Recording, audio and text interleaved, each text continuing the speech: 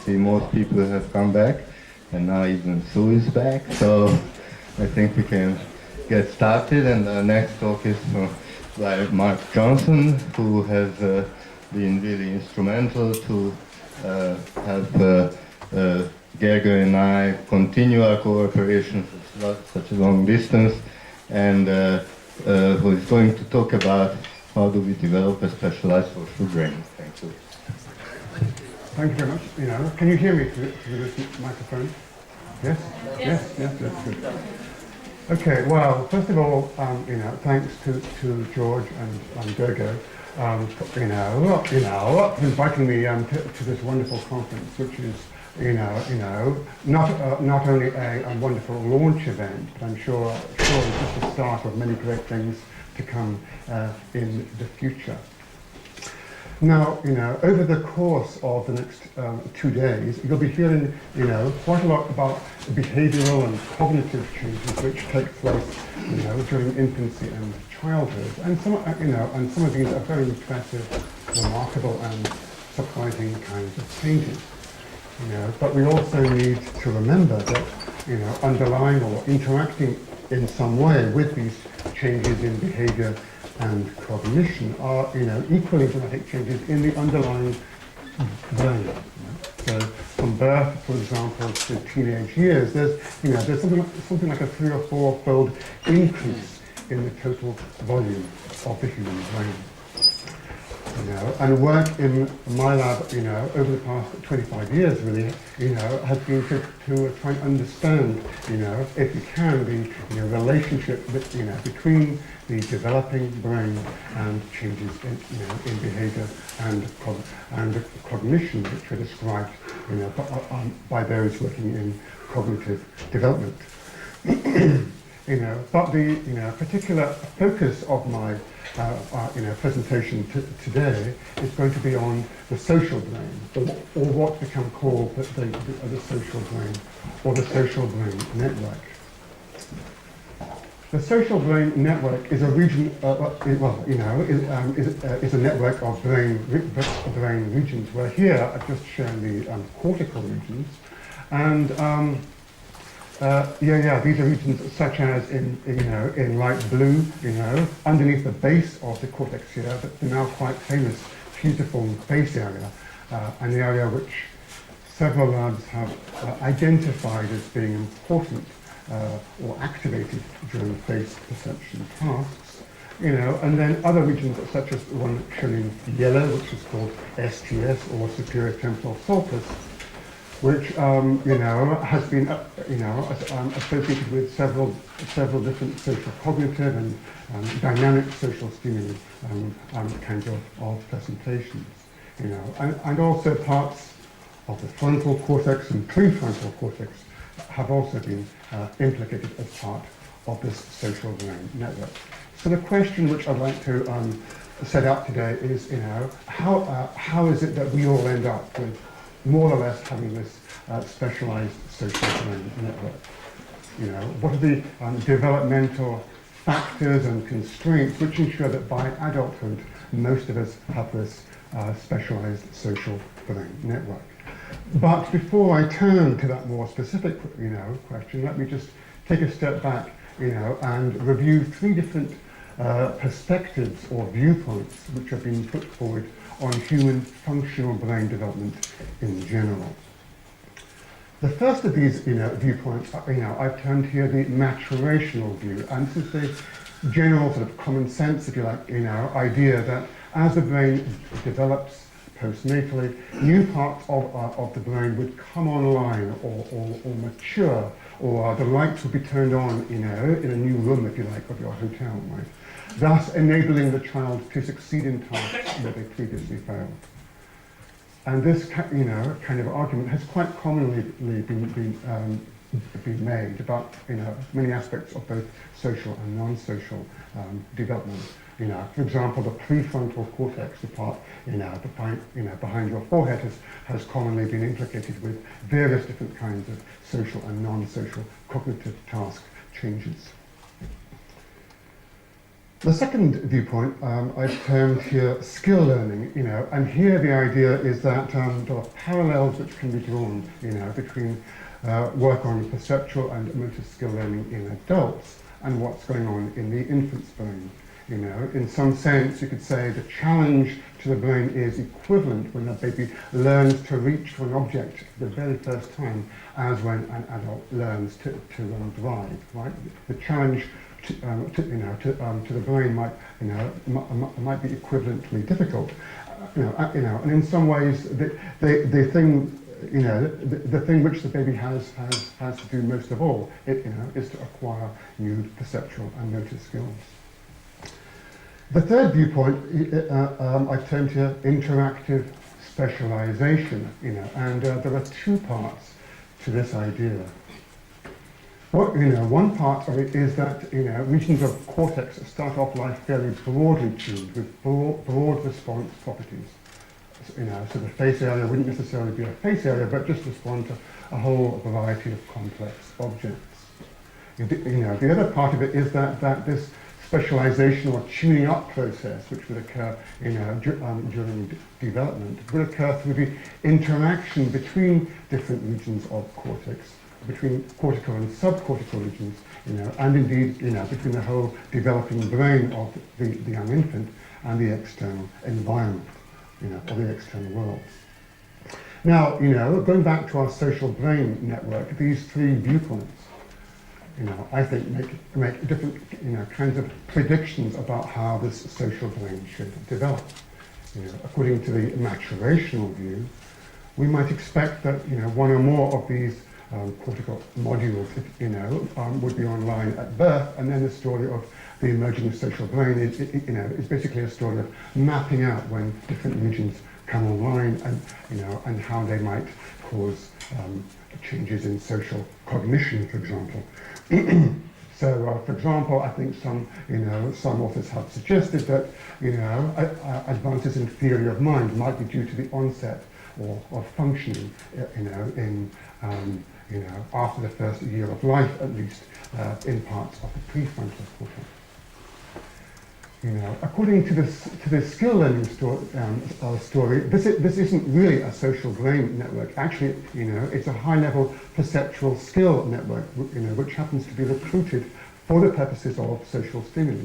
We all become experts with social stimuli in a way that we don't become experts with other classes of stimuli in our world, and there's been a very hot debate, about this fusiform face area, whether it's really actually a specialized face area or a high-level perceptual skill, acquisition area. And according to the third, viewpoint, interactive specialization, these regions, and the network as a whole would start off life fairly broadly tuned, quite messy, really, responding, perhaps to both social and non-social stimuli, and with development, not only would the regions on the network become more finely tuned and more specialized, but also the network as a whole would start to extract itself from other networks within the cortex.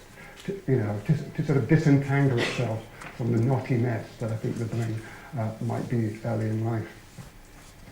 So, so much for background. Let's talk about some data. And quite a good place to start when, considering the emergence of the social brain is with newborns, as Gergo said this morning, and with a relatively simple aspect of social brain function, namely the processing and detection of faces. And this rather, amusing picture, shows me, in my younger days, with rather longer hair than I have now. Although on several faces here, I think, so I don't know, and Sue and others, probably remember me from those days. I'm sure. My hippie days, I think they're long gone now. Anyway, what am I doing, in this picture? Well, I'm using the rather low-tech methods which we had available in those days to see whether a human newborn would follow with their eyes and head a slowly moving stimulus, and we used a variety of simple patterns on very low-tech sort of paddles or table tennis bat type things. And these were genuine newborns, in these early studies, the babies were all in the first hour or, hour and a half of life, so really real newborns. And what we found, replicated older reports that indeed, human newborns would track simple or some kinds of simple schematic face stimuli further than they would some kinds of scrambled face patterns, and indeed they were tracked further than just blank control stimuli. Since that time, there've been I think more than 20 studies, or possibly even 25 studies done on newborns and face perception. Gregor mentioned one or two of them, this morning. But generally speaking, with schematic stimuli, these studies have shown that stimuli like the second, third, and fourth on the left-hand side tend to be preferred over things on the right-hand side. Okay, so generally face-like things tend to be preferred over other kinds of complex patterns. And if you average together or review all of these 25 or so studies, you come up with something like this as the sort of the optimal stimulus that these newborns are responding to. So there's some dispute still about which of these two might best match what the newborn is actually oriented toward or likes to look at. But most people agree that it's a bounded surface with the phase contrast of a face lit from above, with blobs corresponding or darker areas corresponding to the eyes or possibly the pupils. We can come back to that later maybe. Yes, whether or not there is a mouth blob remains a little bit controversial still. It's one of these two kinds of stimuli seem to best meet the overall pattern of preferences from all these from 20 or so different studies.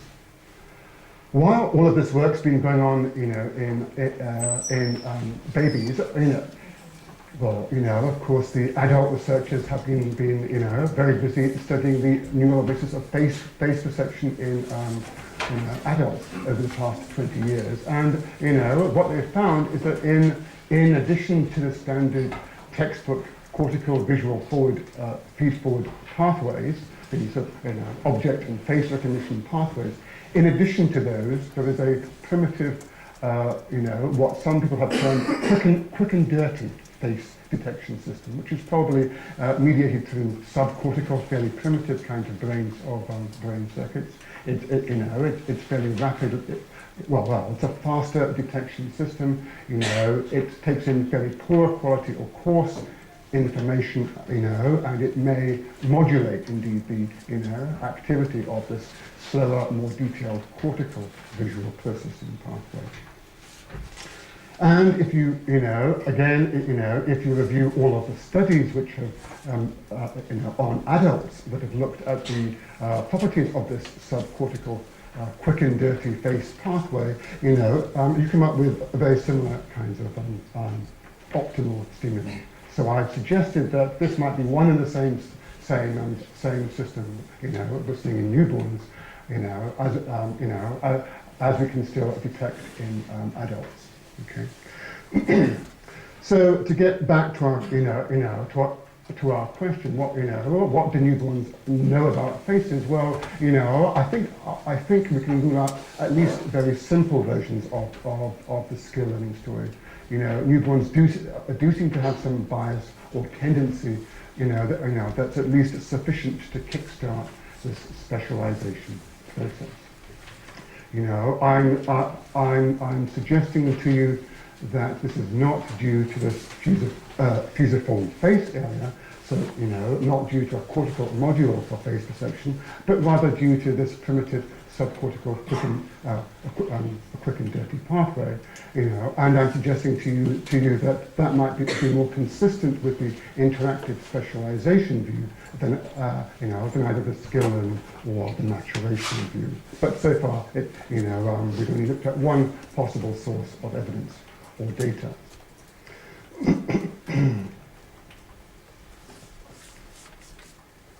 While you're taking a drink, the two optimal stimuli, so there was no orientation effect? I would have thought of what Gergo said, that the one with the two dots in the top below would have been optimal, but the other would not. Yes, I mean, sorry, let me just go back to that. Oops, sorry.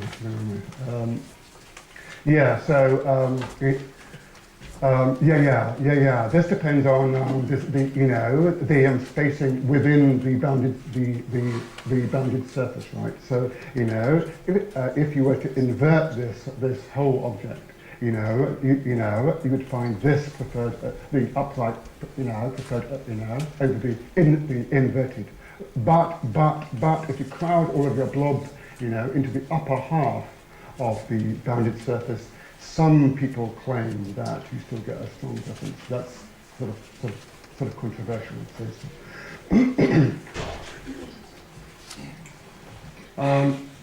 Right. So now let's move on to what happens to face processing, and its brain basis over the first months and years of life. Okay. So if we're able to functionally image the development of the face processing system, what kinds of changes should we see with development? I think our three different viewpoints here make different predictions about the kinds of changes which we should see. According to the maturational view, one should see new regions that are coming online. Possibly, theory of mind regions might get, hooked up to face perception regions, after a certain point in development.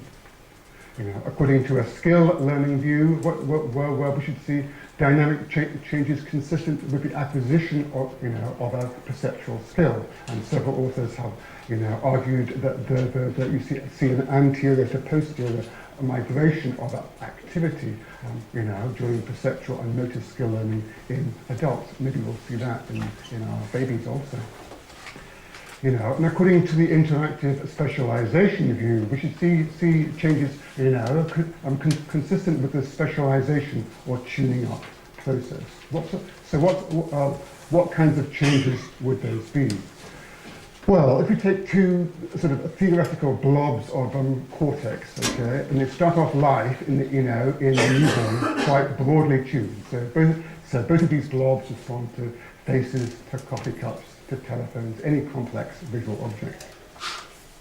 Now we let the child's brain develop, and where one of these regions becomes specialized for faces and one for other complex objects. Okay, so one of the two regions becomes tuned up for faces, let's say.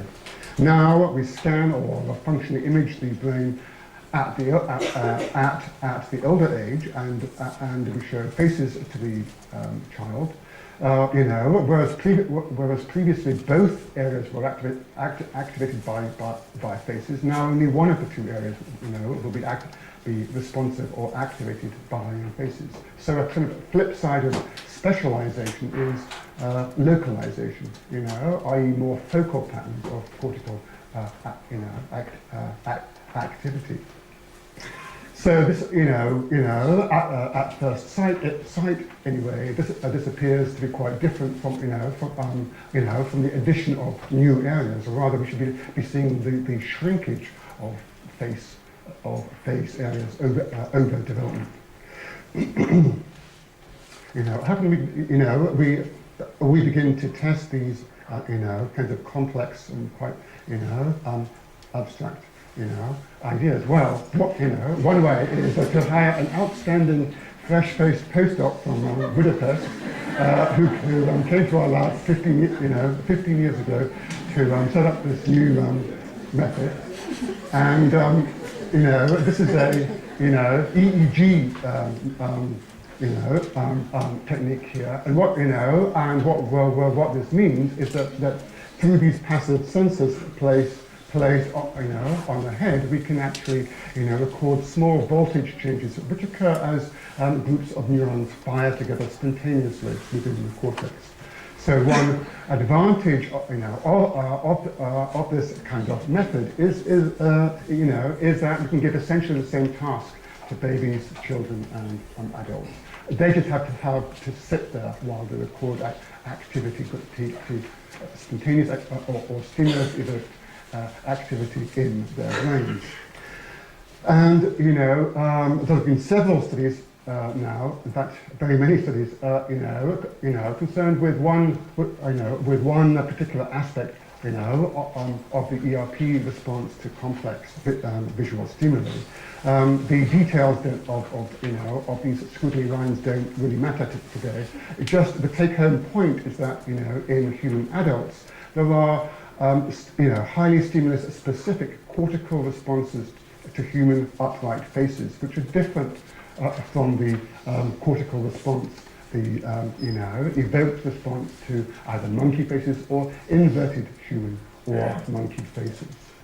We can also visualize the same kind of data as scalp surface voltage maps. So here you're viewing heads from behind, and really just the take-home point here, is that the response to the human upright face looks different from the response to inverted human faces, and monkey faces.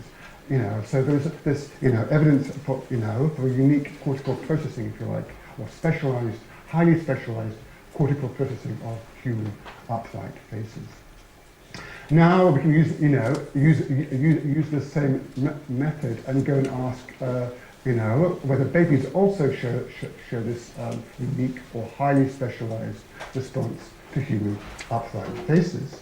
And to cut a very long story short, which took about 5 years to actually do, what we found, was that babies over 12 months, while they show a similar, while they show a slightly dissimilar ERP waveform, nevertheless they still had a unique cortical response, this unique waveform in response to human upright faces. It's different from their responses to other very closely or visually very closely related stimuli.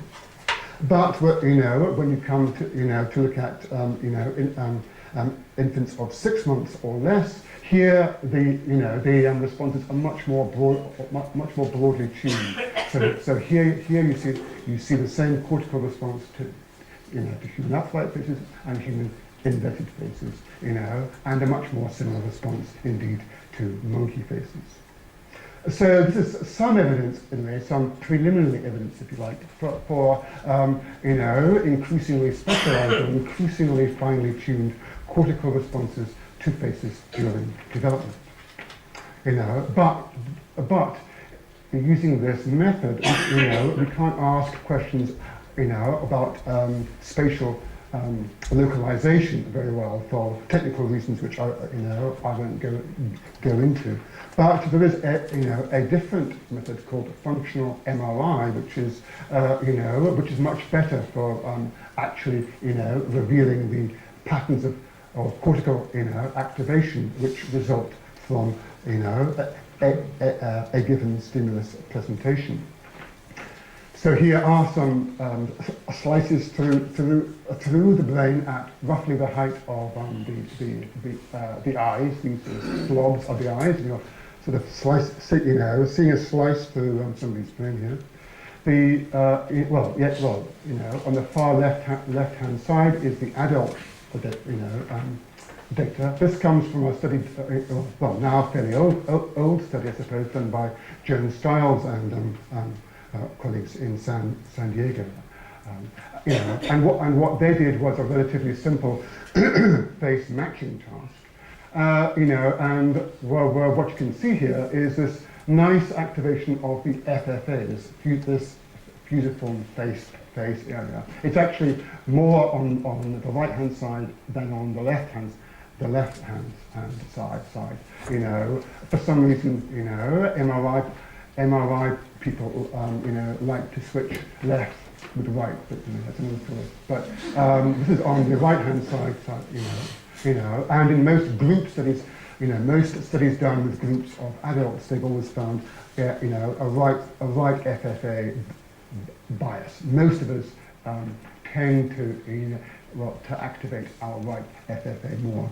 But children, in this study, who also did fairly well on the face matching task, which they were required to do in the scanner, they showed two differences to the adult study. First of all, they showed, they show a more bilateral pattern than the adults do, and and secondly, they activated regions around the FFA. So in the yellow circles there around, there's more anterior regions also activated in the young children.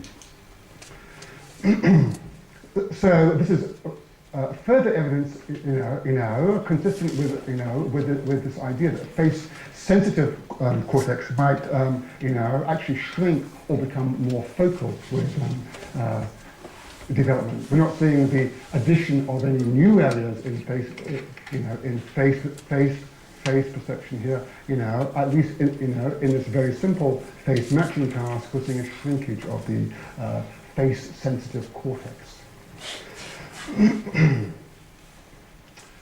So since that time, there have been 6 or 7 further, further fMRI studies done with, children, and more seem to, be published every week virtually, at this point. But several of the other studies, have asked a slightly different question about the, brain basis of face perception. They've asked questions about the emergence of face-selective tissue. So if we go back to our two, our two blobs of cortex, okay, which began life fairly broadly tuned, responding to a whole range of complex visual stimuli, and now we ask the question, in our fMRI task, let's subtract away the object processing from the face processing. Okay, let's, do a contrast where we can, just subtract away, all of the object, activated areas. If you do that, you'll see that, one can trace the emergence of face-selective tissue. Okay, now, so that, i.e. tissue which is only or nearly only responding to faces. Okay, it's not. It's so again, our two blobs. They start off life broadly tuned. One of them becomes specialized, tuned up to faces, one to objects. Now we functionally, we functionally image at the older age. What we find now is that only one of the two areas is has become face selective, i.e., it's responding to faces selectively and not responding to other kinds of visual objects. So if we do this, ask that kind of sort of question, quite different from from the just what areas respond to faces. What we find is the emergence of face selective tissue. So on the far right-hand side here, one can see, different individuals coded in different colours. So most of them are, activating in the area of, FFA, slightly more on the right than on the left-hand side, as would be revealed if we mushed all of that data, into a group average data. The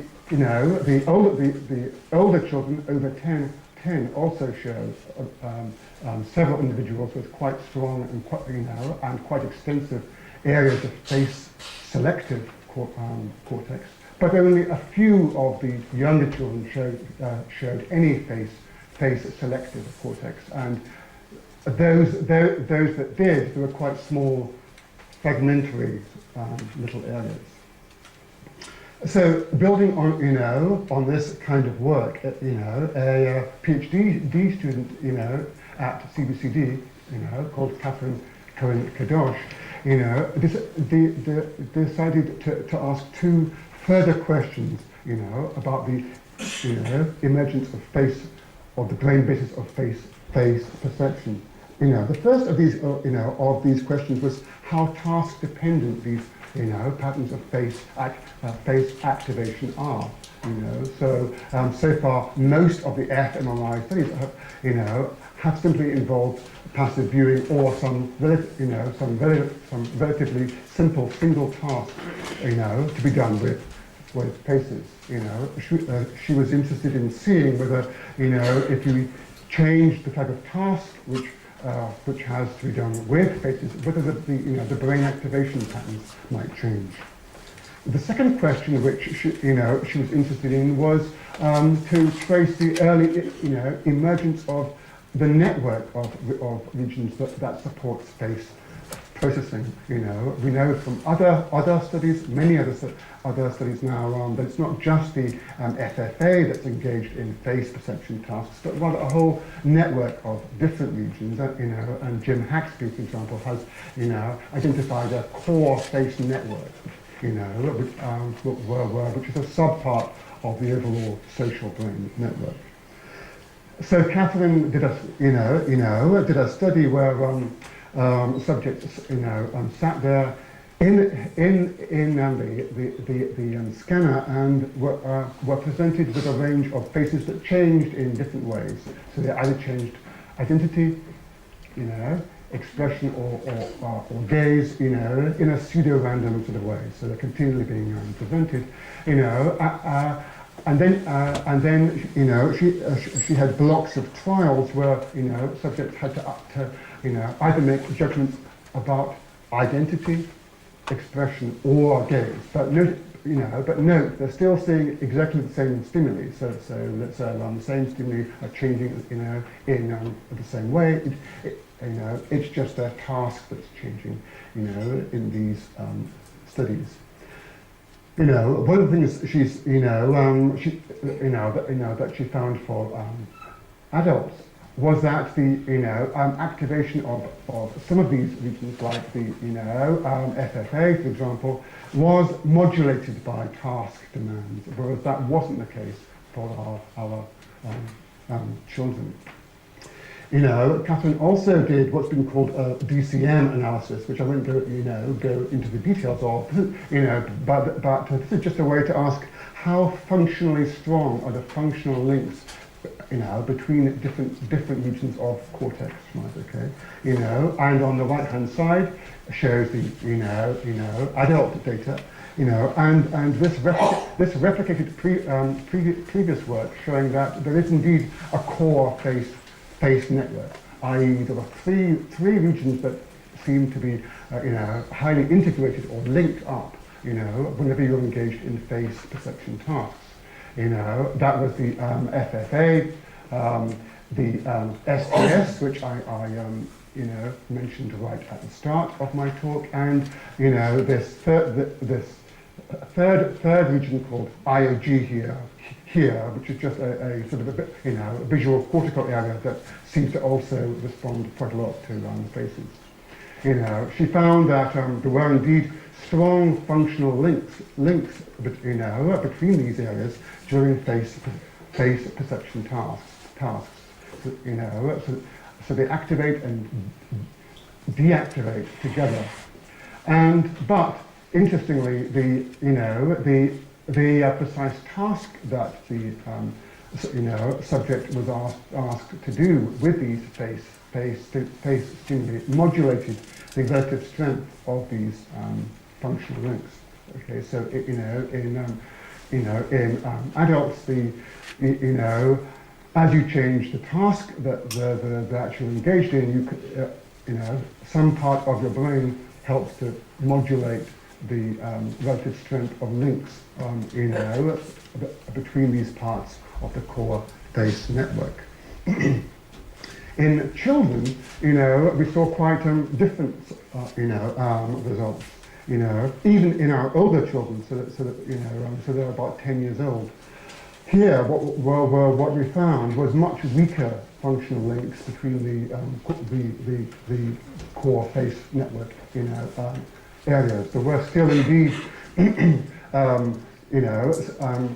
significantly stronger links between the FFA and this visual cortical area, but it looked as if the STS hadn't really been fully recruited into the actual core network yet.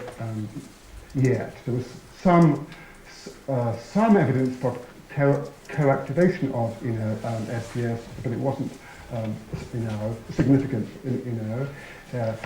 in this particular study. Furthermore, these weak sort of functional links weren't modulated by task demands in the young children. So we're seeing a kind of a proto-network, if you like, emerging here that's weaker than the adult network, and also that's less modulated by task demands or task context than adults. So just to sum up what I've told you so far, I've shown you that the cortical responses to faces become more finely tuned or more specialized during development. With development, there are more focal face sensitive regions, but an increase or emergence of face selective cortical tissue, and I've shown you, evidence that the core face network gradually emerges, during childhood,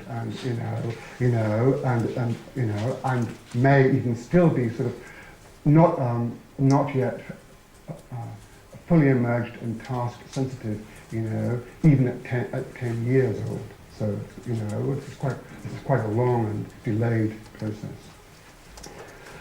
So, taking these results together with the newborn evidence, I'm suggesting to you that, the kinds of changes we see, are much better explained by the, interactive specialization model than by either a simple skill learning model or, a simple sort of maturational view of what's going on in functional brain development. Now I'd like to turn to a different aspect of social brain function and areas.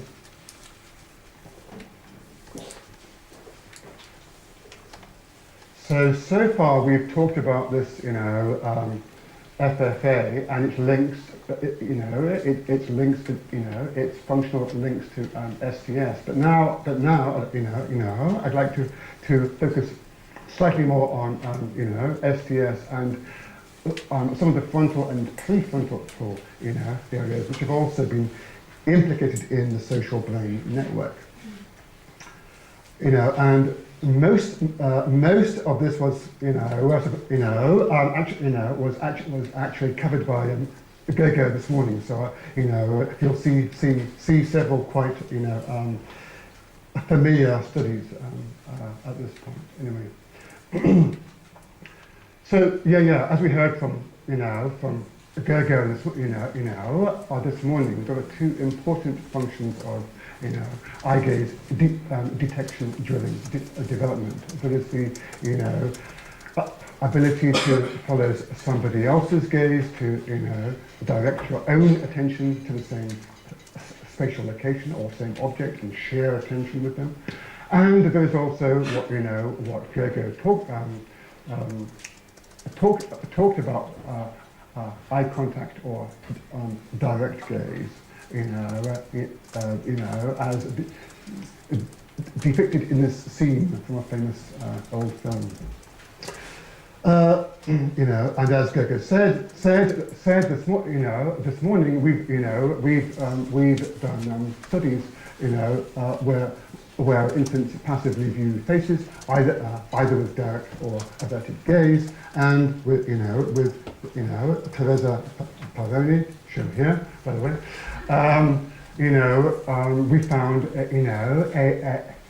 a large enhancement, of the face-related ERP component, called the N290 or N170, when faces are accompanied with direct gaze.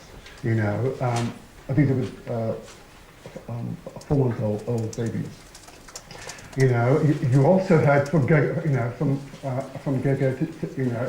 today about Toby Grossman's work, and Toby used similar stimuli to show that, measured something called gamma EEG responses, which are rapid oscillatory responses in the brain, and he found an enhanced response in some prefrontal areas to faces with direct gaze, as opposed to faces with averted gaze. And as you also heard about from Gregor today, Sarah Fox and Toby and Gregor and I have begun to work on NEARS, which is a new method for studying brain function in babies. Sarah has a poster, in the poster session, so do go along to her poster, and find out more about this method. We're able to use this technique to look at things like like these dynamic gaze shift stimuli, which Gregor showed you, earlier on this morning. And in that study, what we found was activation in the STS and a part of the prefrontal cortex, which Toby had also found in the gamma EEG study. So all of these lines of data, as Gregor said, lead to the view that direct gaze is a kind of a key to the door, if you like, of the young baby's developing social brain. So it seems to have this souping up sort of response of this still proto-functional social brain network. So. With that in mind, we've recently moved to study, to do some studies of people with autism.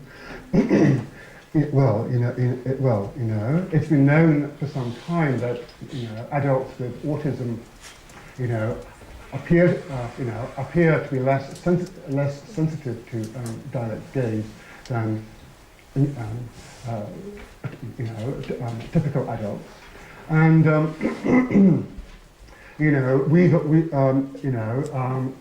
several 3 or 4 years ago now, we showed that preschool children with autism also appear to show atypical responses to faces with direct gaze. So these children were in the range of 3 to 5 years old, and they also in our ERP task, they also showed these atypical responses to faces with direct gaze. And so most recently, we've turned our attention to babies at risk for autism, and these are are the younger brothers and sisters of older children already diagnosed with the syndrome. and they're at something like a 20% risk of, going on to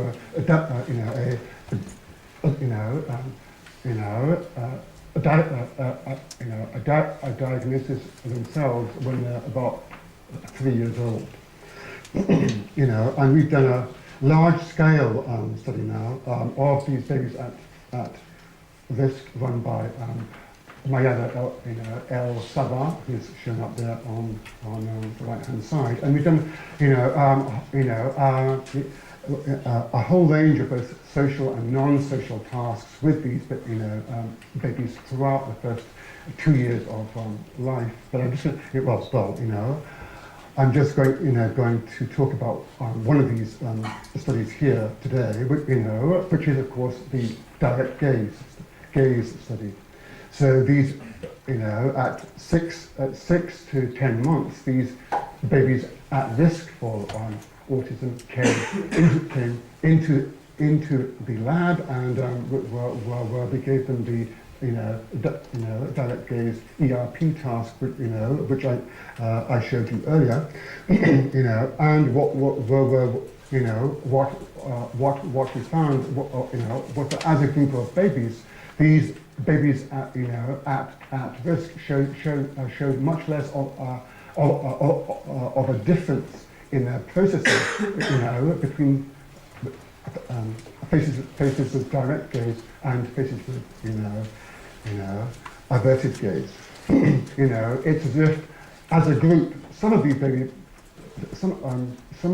babies, or all of them possibly, are less, or slightly less, or a bit more or less sensitive to, faces with direct gaze.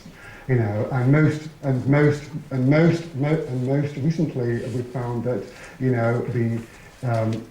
these measures from the ERP or EEG at in the first year do seem to predict some measures of social behaviour when these infants are aged 2.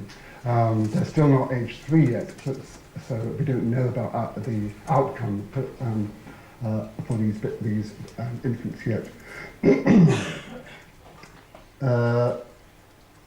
And so I think, on that note, I think I'll stop and thank all of the members of the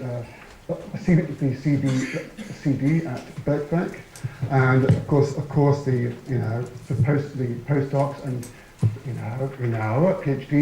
PhD students who I mentioned during my talk, funders, and most importantly, of course, the children and parents for giving up their valuable time and being part of our studies. Thank you.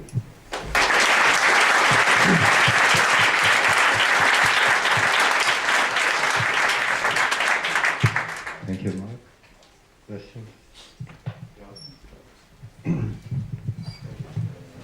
Is it on? Yeah.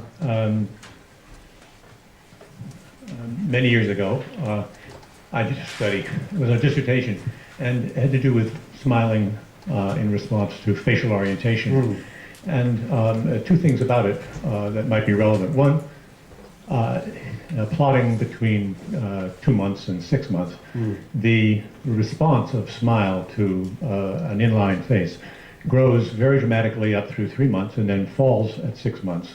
So that at 6 months, which so the question is there, did you possibly look at 3 months, or did you stop at 6 months going backwards for any specialized response? Because it seems hard for me to believe, in terms of baby's reactive smile to an inline face, that you wouldn't get something, right? And so the next part that's relevant to this is that we went on to add sound, that is to add a voice. And when we added voice, we got a return of sensitivity to orientation of the face.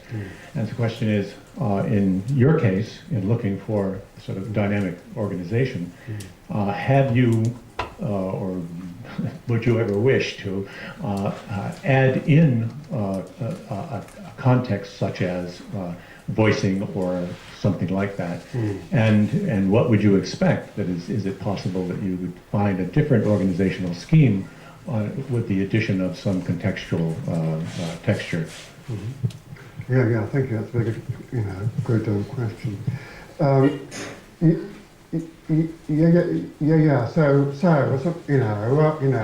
over the years, of course, we've moved gradually to more and more, multimodal and dynamic stimuli. And of course, in the early days with, with these ERP methods, we had to use these static flash stimuli.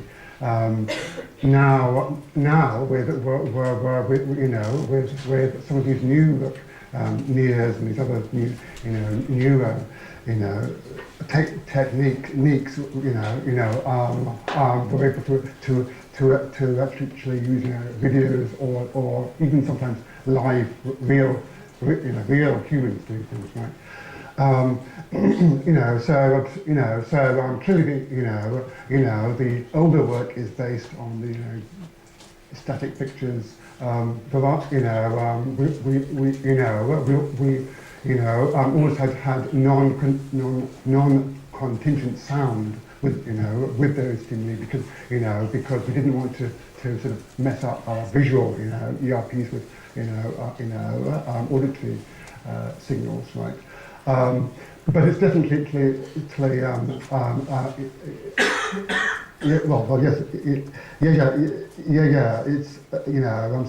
It's certainly the case that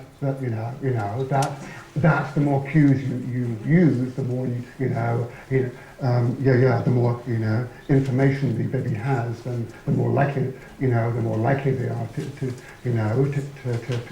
to show more sort of adult-like responses in these tasks. With these sort of ERP methods and so forth, we've gone down to 3 or 4 months of age. It's quite hard for technical reasons to go younger than that with these techniques. But yes, I mean, certainly we're gradually moving towards making our stimuli richer and more complex, and showing but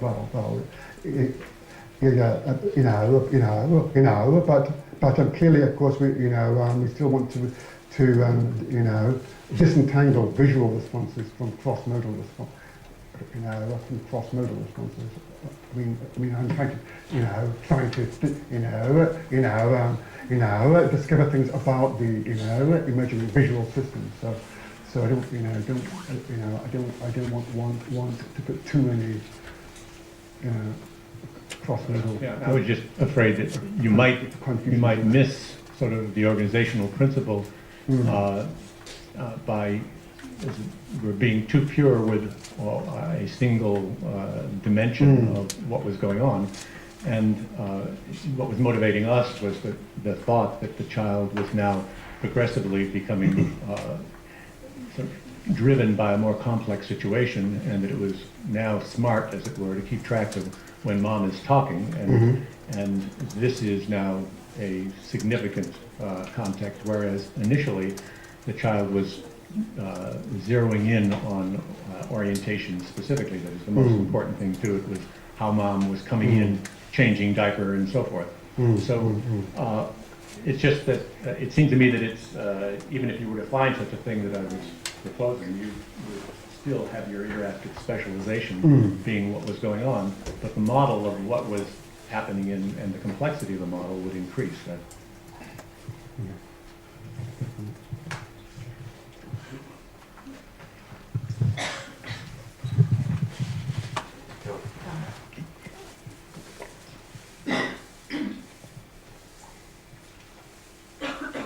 I like the tripartite distinction you made. Ways of thinking about developmental changes in the brain, but they're not mutually exclusive, right? I mean, and so my question for you is, do you think that the maturational story, which is never true. That is there no appeal as for those of us interested in development for genetically pre-programmed, I mean, obviously they're experience dependent, but not skill learning dependent. That is, I think, what you'd want the distinction to be. Changes in the brain that affect cognitive function.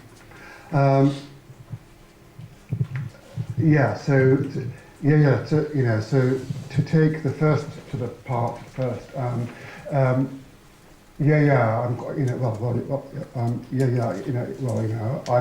quite careful to,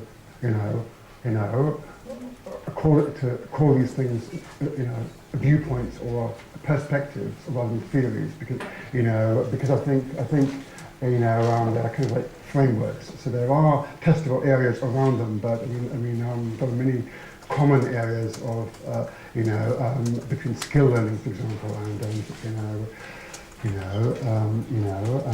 the other accounts. And so, there are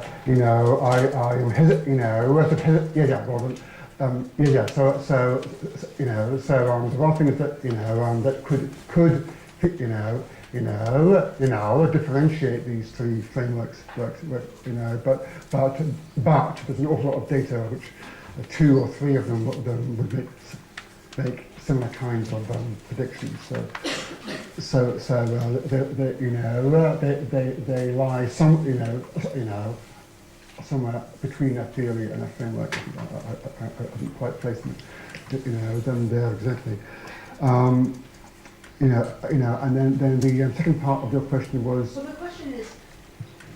That's fine.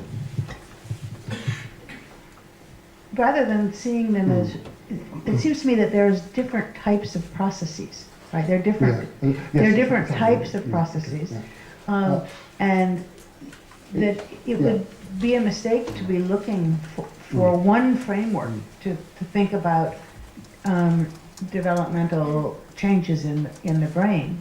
And that is, there may be processes or that of all three sorts that are contributing, rather than there's one that's the truth that makes well, it's the best way to think about the data which we have in hand is the way I'm arguing for it. But to get back to the question, are there any maturational changes? Yes, there are. But to me, there's a quite domain general, my guess is they'll turn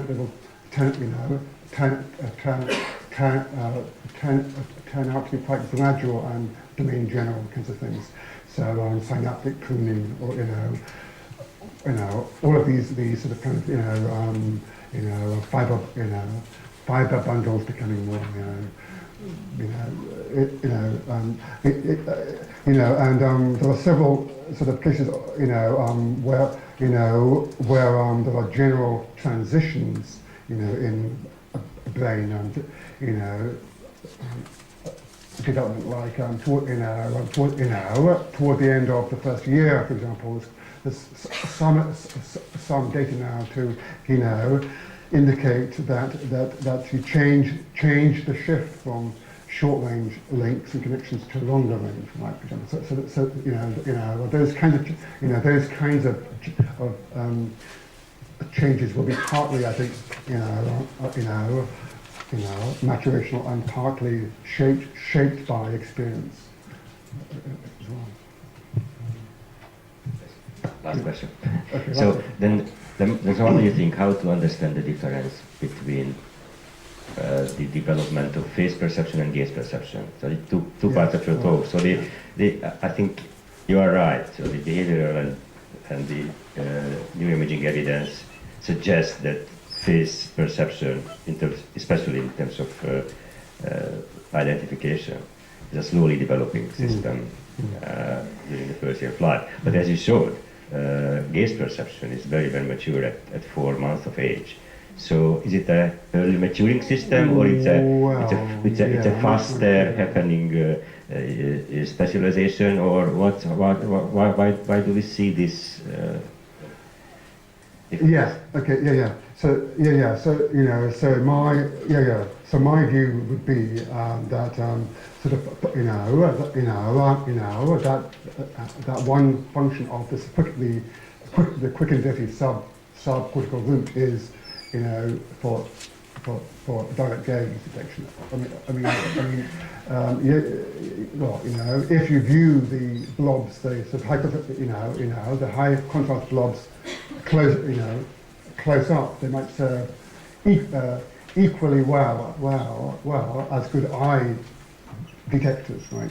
And so my current view would be that direct gaze, through this subcortical route sort of enhances or soups up or sort of activates your social brain system, and that might help to speed up learning or tuning up on specialization, for example, in parts of the social brain. But I'm not, necessarily of the view, that it's a dedicated cortical circuit, right, from the start. So, but yeah, it's unknown, of course. Okay, well, I think it's time for us to have another coffee and check out the posters. And they are in the Popper and the Geller room. And we will return to Sukeri's talk at 5:30. Okay?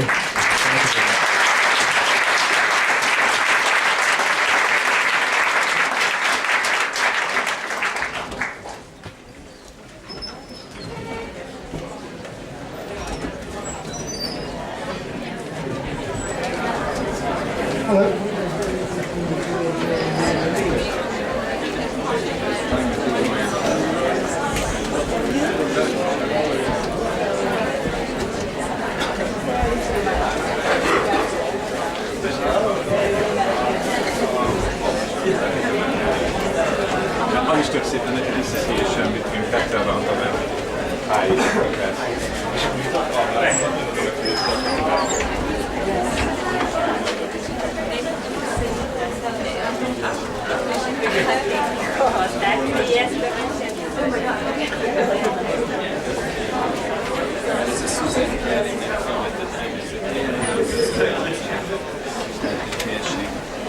egy modulként föl.